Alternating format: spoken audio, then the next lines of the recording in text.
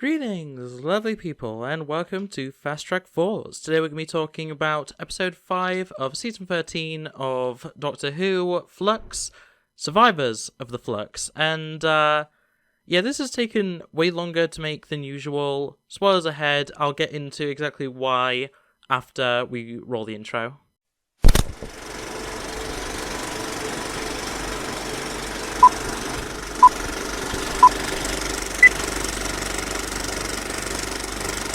Okay, so the long and short of it, for why this is taking a little longer than usual, is a mix of two things. First off, due to weather, I was stuck at my parents' for longer than I usually am on a Sunday, meaning that I didn't actually get back until Monday night, and that meant that I just didn't have the time nor the ability to actually record this at the usual time that I would. And secondfold, is the fact that this episode was an absolute mess that I've even gone and edited my notes because I've had the time just to go back through them all, and still, there's 4 plots with The Division, 1904, U.N.I.T, and Bel Vinder, and honestly, I don't think anything realistically of note happened in any of them, so let's just start with The Division. I'll have time codes in the description as that was the case last time. And let's just start with this. So, The Division. Angels can talk now. Like, they can just talk. They don't need a surrogate. They don't need to be talking through someone or like using a radio or stealing a voice box or whatever. No, they can just talk. They just have voices. Whatever, I don't really care enough. I've already had my grievances enough about the last episode with all the angel stuff. I'm not going to complain anymore about it, but yeah, angels can talk now. That's great. We find an Ood, and I love Ood. Ood are great. This one is just called Ood. It doesn't have a name, which is kind of unfortunate, but at the same time, whatever. It's such a non-important character in the grand scheme that I don't think it really matters. We then have the revelation that Division, because it's not The Division, I've been calling it The Division, it's Division, is actually a Time Lord organisation that just happens to hire a bunch of other factions and other groups and other species. Their main intent is interference, which is, going against Time Lord, ideology, I suppose, of non-interference, but yeah, their entire purpose is to interfere. Then we get a bunch of lines about how it's actually in the shadows, and it's hidden and everything, but when they're saying that they literally exist to interfere with the affairs of all of realities, not just one reality, all reality, they exist between the void, and yet they somehow apparently exist in the shadows. I don't know how that works, but that's what they say. So, as I say, they're in the void, they have a void ship. The Doctor says about how it's not possible to exist in the void, even though we've seen the Daleks and Cybermen both exist in the void and be perfectly fine and create void ships and all kinds of weird things. So clearly the void is somewhere you can just be. But yeah, apparently the Division is the only group that have this ability. Thanks, Chibnall, for actually doing your research. I hate when he does this. So then it's revealed that the leader of Division is wary of the Doctor. Not scared, not threatened, but wary. I think that's pretty fair. And then the leader of Division is revealed to be Tecteun, the Doctor's mother. Yeah, I kind of saw it coming. I didn't predict it because I didn't see it being Tecteun, and I had a feeling it was going to be someone important from Gallifrey in past. Tecteun is a good enough character to fit that bill. I don't care. It's timeless child stuff. I just do not care. But yeah, Tecteun is the leader of Division. Very cool. Then there's a whole metaphor about how companions are the Doctor's experiments, just as the Doctor was Tecteun's experiment. I feel like that kind of falls flat. It kind of makes sense in a way, but I just looked at it and I was like, it's not really accurate because the Doctor doesn't generally. I've been saying throughout this series that the Doctor very much mistreats Yaz, but generally the Doctor doesn't mistreat their companions. So, I wouldn't call them an experiment in the same way that the Doctor was an experiment. The Doctor was mistreated by Tecteun. That's pretty cut and dry. And yeah, we then have the idea that the U.N.I.T is enslaved, as always, and that's why the U.N.I.T is working with Tecteun. At this point, I then wrote down, why does U.N.I.T not have a name? Tecteun is a monster, didn't even name the U.N.I.T. That's just disappointing, honestly. We then have the reveal that Earth is the center point, and it will be the last destroyed by the Flux. Purposely, it was designed that way. So that's cool that Earth is going to be the last refuge for all life in this universe. Always great when Earth is the most important planet in Doctor Who. That's great. We then have the reveal that there is a memory pocket watch, the Time Lord technology that is used to store memories. We obviously saw that before a few times in various Tennant stories, and I think we've also seen it a few times in other stories. I can't remember off the top of my head, but it's a plot point in Next Doctor, it's a plot point in Utopia, and it's a plot point in the Scarecrow episode that I can never remember the name of. Yeah, I'm sorry. I know that's a really popular episode. It's not something that I'm that big of a fan of. But yeah, the memory pocket watch, the Time Lord technology stuff that holds memories, is revealed. There is one for all of the division memories of the Doctor, so that's pretty cool. We also have the information that the angel from last episode, the Renegade Angel, the Rebel Angel, whatever you want to call it, was actually captured regardless of what happened last episode. So that episode was pointless, really. They could have just captured the Doctor without having the other angel, and it would have been fine. And then, to end the episode, the Ravagers break in, kill Tecteun, and then threaten to kill the Doctor. Yeah, that's the cliffhanger. Tecteun's dead. This series is a mess. Chibnall should be ashamed, and let's just move on. So 1904 is where the companions are at. It's where we left them last episode. I don't know how they managed to get out of the time-locked location that the Angels had created, but, we don't question things like that. There's so much slapstick in their scenes, and both my parents I was watching this episode with pointed out how distracting the slapstick is from the actual happenings of the episode, and I have to agree. What's with all the slapstick? Why is it suddenly here? We've never seen this level of slapstick from these specific companions. We've seen it with some other characters, but generally, it's not really a thing that Doctor Who does. So why are we suddenly having so much slapstick constantly for these characters? It's so distracting from the plot. I could barely pay attention just because random stuff was just happening for the fun of it, I guess. And it was just a distraction, and it's clearly just an attempt at being funny that, in my opinion, falls pretty flat. A lot of people have been questioning, what the point of it was online, and I have to agree, what was the point? But yeah, then a lot of stuff happens. Yaz is taking the lead, as per usual. I'm not really going to question the fact that, I'm not going to get into why this is a weird thing, but how is Yaz getting away with leading people in 1904?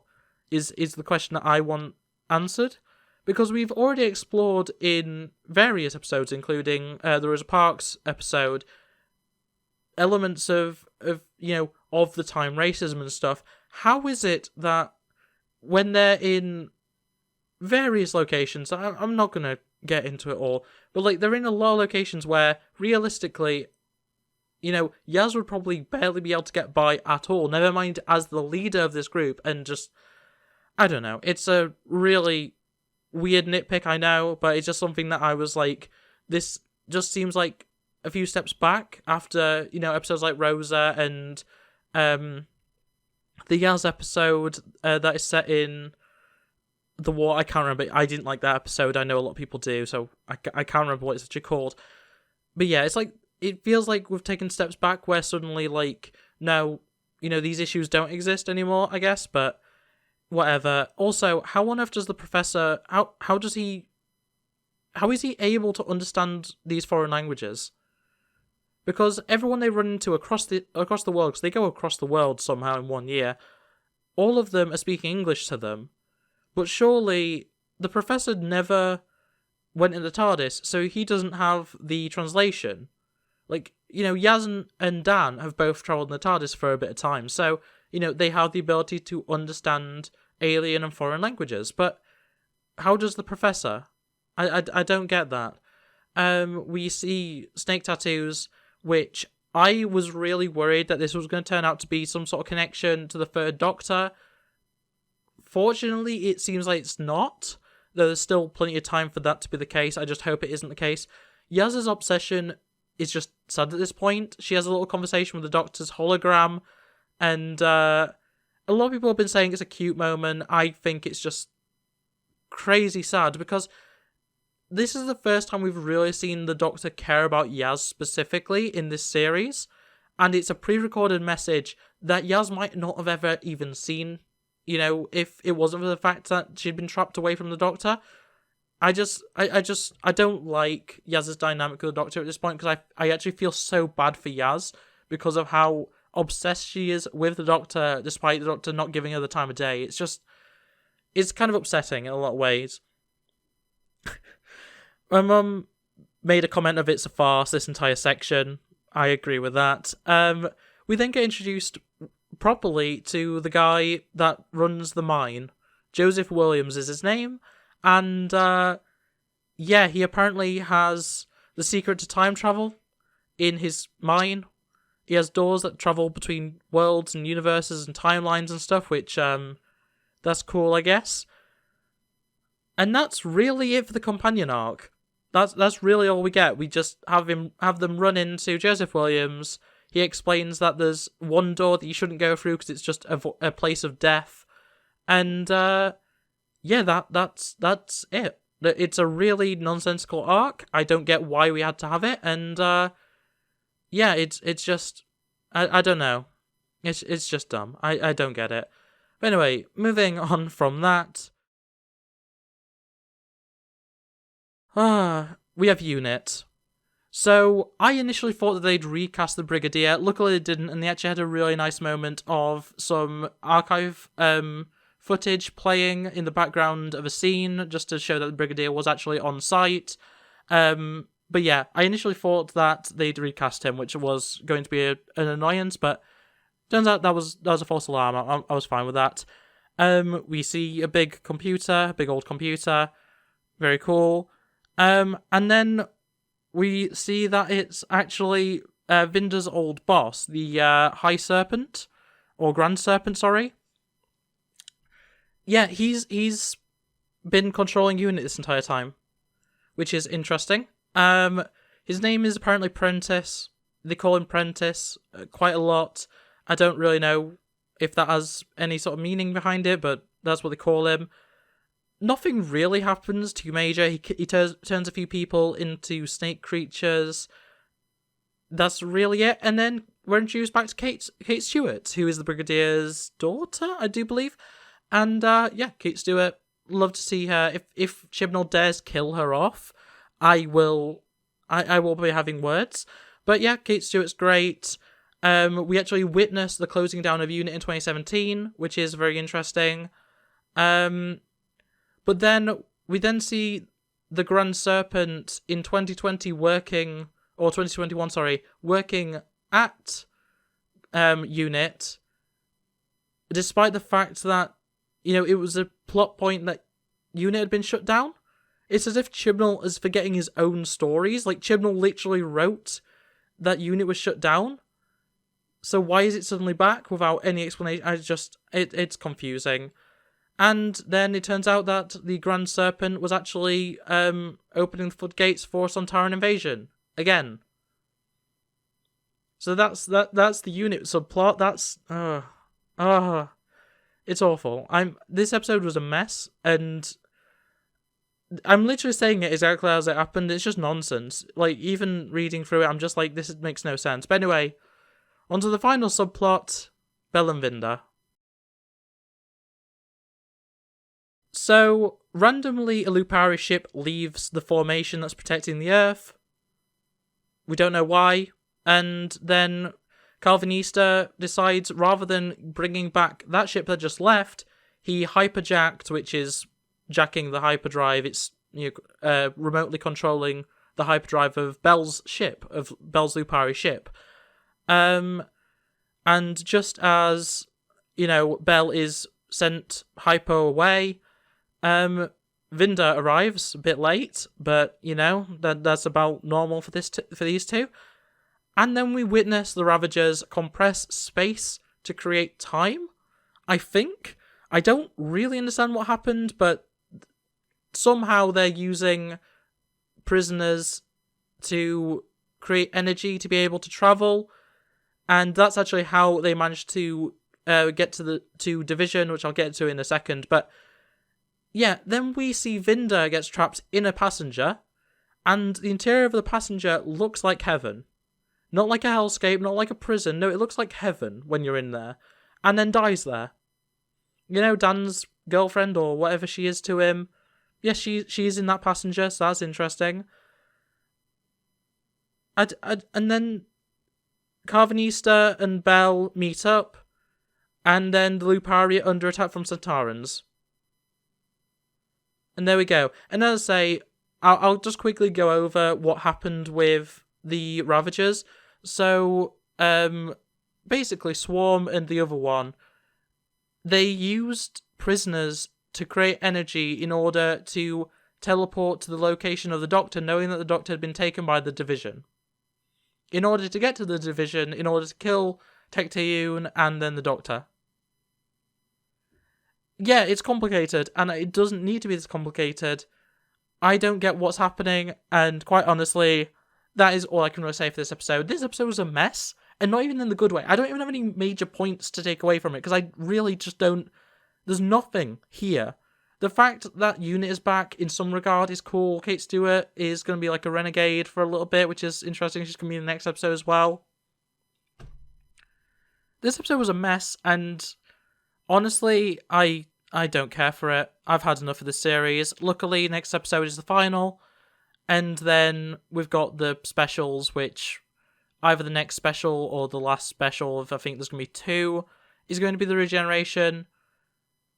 Apparently we're getting Helena Bonham Carter. That was apparently leaked information recently. I haven't looked into it, I saw the headlines. But yeah, that's going to be it for this video. If you did enjoy, make sure to like it, subscribe if you're new and ring that bell. Tell me what you think of the episode in the description below, or the comments below, sorry, I always mess that up. Because I hated this episode. I think it's trash, and I haven't really seen much positivity. Compared to a lot of the episodes that I haven't liked the series, people have been like, no, it's actually better than you think. But no, this episode I've seen basically no positivity, which is insane to me. But yeah. Thanks for watching. I hope to see you next time, and yeah. Bye! It's been a long week. I feel like I could use a vacation.